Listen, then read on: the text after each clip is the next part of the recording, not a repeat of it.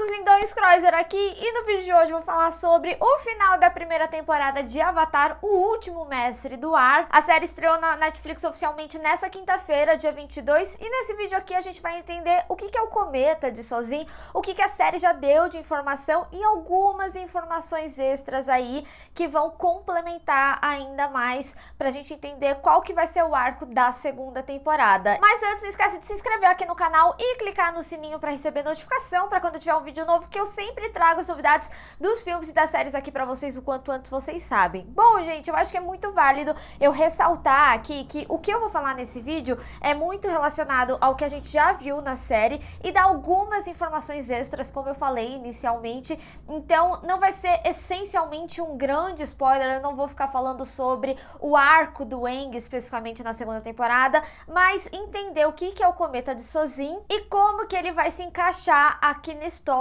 Então eu quero avisar vocês também, porque caso você seja um pouco mais sensível e não queira saber absolutamente nada sobre a segunda temporada, não fica nesse vídeo. Aqui é realmente para discutir o que se trata esse cometa e por que ele é uma grande ameaça para essa jornada que a gente está acompanhando. Bom, gente, no final da série, né, a gente vê que o cometa de Sozin, ele tá muito próximo aí da chegada e que o mestre Ozai da Nação de Fogo, que é o pai da Azula e do Zuko, tá muito interessada com a chegada dele. Isso é muito importante porque basicamente o que a primeira temporada já mostrou pra gente e o Ozai quer com isso é basicamente reproduzir o que o Senhor do Fogo Sozin fez há 100 anos atrás, que foi o que deu início a essa história. Então vamos entender a timeline, né? Logo no primeiro episódio eles dão mais contexto do que aconteceu ali no extermínio dos mestres de ar, né? Dos dobradores de ar, em que o Aang ele só se salvou porque ele ficou ali encapsulado, né? E ele viria a ser o próximo Avatar. O próprio Gyatso, quando ele vai explicar a responsabilidade do Aang, que inclusive foi o motivo da fuga dele, ele chega a falar sobre a ordem dos avatares, que o Avatar ele sempre vem numa ordem de elementos. Então ele explica que Yang Shen, que era do ar, né? Após a morte dele, a gente teve o Avatar da água, que era o Kuruk, depois um Avatar do elemento da terra, que era Kyoshi, e depois o Avatar do fogo, que era o Roku. Todos esses avatares, a gente viu nessa primeira temporada o Aang tendo contato ali, seja no seu estado avatar, seja em momentos que ele tinha contato ali com eles, ou que ele incorporava, inclusive, né, seus ancestrais. E aí o Gyatso explica, né, que pela ordem, que o próximo seria um dobrador de ar, e por isso ele revelava ali que o Aang era o próximo avatar. E claro, toda a responsabilidade que ele tinha nas suas mãos. E aí, né, a gente vê que o Aang foge e o templo ali é atacado pela Nação de Fogo. O Sozin, que é o Senhor do Fogo que a gente acompanha ali inicialmente, ele quer começar essa dominação. Então é até importante a gente ver o plano que ele utilizou. Logo de início, né, a gente vê que ele tá ali em áreas de terra e as pessoas, no geral, para que a guerra não acontecesse, né, fica focado ali no que tá acontecendo com os dobradores de terra. Tanto que a gente vê até uma conversa do conselho, né, que o Gyatso fazia parte, em que eles falavam que o Aang precisava saber que ele era o próximo avatar, porque eles teriam que ajudar de alguma forma os dobradores de terra. E nisso, os dobradores avisou o seu rei ali, só que era uma cilada, Bino, porque no final das contas, era para eles ficarem focados ali na terra, mas de fato atacar os dobradores de ar, para que eles estivessem mais sensibilizados ou não estivessem esperando ali esse ataque. E a gente vê o Ozai fazendo exatamente isso no final da temporada. Ele pega um elemento, finge que tem interesse ali naqueles dobradores daquele elemento, só que o foco é outro. E aqui no caso, né, a gente viu que teve esse ataque massivo ali com os dobradores de água do norte. A gente vê que muitas tropas, inclusive, foram enviadas para lá. E assim, é importante ressaltar também que isso é uma tática recorrente ali entre eles, né? Porque quando a gente tem conhecimento a mais no sexto episódio sobre a história do príncipe Zuko, a gente vê toda aquela questão com o pelotão 41 que o Zuko queria salvar, tanto que a gente descobre depois que eram eles que estavam ali no navio com ele, porque o pai dele, e foi o que deu a treta toda, queria meio que fazer uma missão suicida, que era enviar, né, o batalhão 41 e eles iriam morrer para eles conseguirem conquistar o que eles queriam. Então você vê que é uma tática recorrente ali na Nação de Fogo. Então, o que a gente vê no final da temporada é justamente o Ozai mandando esse batalhão inteiro gigantesco ali pro norte, nos dominadores da água, sendo que o interesse real deles era conquistar a região ali dos dobradores dobradores de terra. Então a gente vê no final da temporada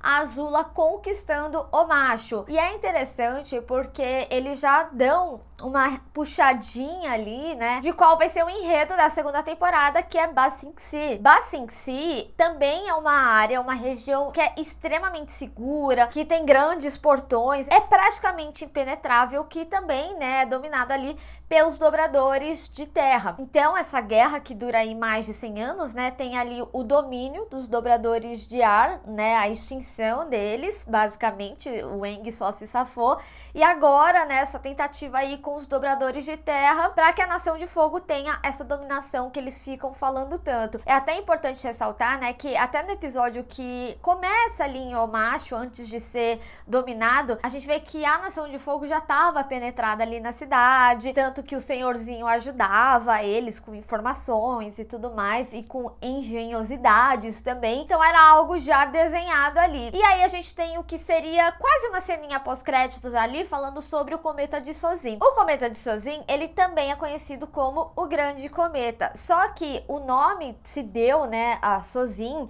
e aqui que eu vou entrar numa região de um pouquinho mais de informação além do que a série trouxe pra gente. Então, se você ficou até aqui e quer repensar o vídeo, sai agora. Mas o cometa, ele é um evento que acontece a cada 100 anos. E nessa primeira guerra que a gente acompanha inicialmente, o Senhor do Fogo, Sozin, utilizou do cometa para aumentar drasticamente o poder ali deles, em que eles extraem a energia, né, desse cometa e faz com que eles, os dobradores de fogo, se tornem ainda mais poderosos. E como ele conseguiu esse feito, o cometa também ficou conhecido aí como o cometa de Sozin, leva o seu nome. E por que que isso é uma problemática muito grande? Porque se eles extraem a energia desse cometa novamente ali, fica quase impossível para que o Avatar, né, tenha poder suficiente para detonar eles, mesmo dominando ali os 4 elementos. Então é como se aumentasse a urgência da jornada do Aang, que precisa aprender e dobrar, né, os outros elementos. A única questão que eu já até ressalto aqui, em entrevista, antes mesmo da estreia da série, o próprio criador tinha falado que eles anteciparam o arco do cometa, tanto que na animação é algo que eles começam a desenhar de, tá chegando. Aqui na série a gente vê que é algo muito mais próximo. Eles não dão o tempo exato, porque eu acho que eles ainda devem ver como que eles vão trabalhar essa passagem de tempo. Até porque na animação é coisa de 1 ano ali que eles têm. Só que o criador, em uma entrevista, ele falou que eles iam utilizar esse evento para justificar o crescimento do elenco, já que eles estão trabalhando com o elenco infantil, e quando eles gravarem a segunda temporada, né, eles vão estar bem mais velhos. Só que fica o questionamento, né? Como que eles vão mostrar essa passagem de tempo? Será que o domínio do Aang ali com os elementos vai ser algo muito mais rápido, vai trazer uma urgência maior? Ou será que eles vão mostrar possíveis flashbacks ao longo de 1 ano? Enfim, fico bastante curiosa de como eles vão contar essa narrativa planejada para a segunda temporada, mas antecipando aí esse evento. Mas é muito interessante como a narrativa da própria animação, que acaba imprimindo a narrativa da série, mesmo com pequenas mudanças, que nem eu falei na minha análise com spoilers, acaba se intensificando a cada temporada. Então eu tô bastante curiosa como vai ser a segunda, mas eu quero saber de vocês, qual que é a sua expectativa para a segunda temporada, e se você tem mais alguma informação que você complementaria quanto ao cometa de Sozin. Enfim, vamos discutir. Bem, pessoal, espero que vocês tenham gostado desse vídeo. Não esquece de deixar o seu gostei e compartilhar nas redes sociais, inclusive me segue lá, se inscreve no canal e clica no sininho para receber notificação para quando eu tiver um vídeo novo. Te vejo no próximo. Tchau!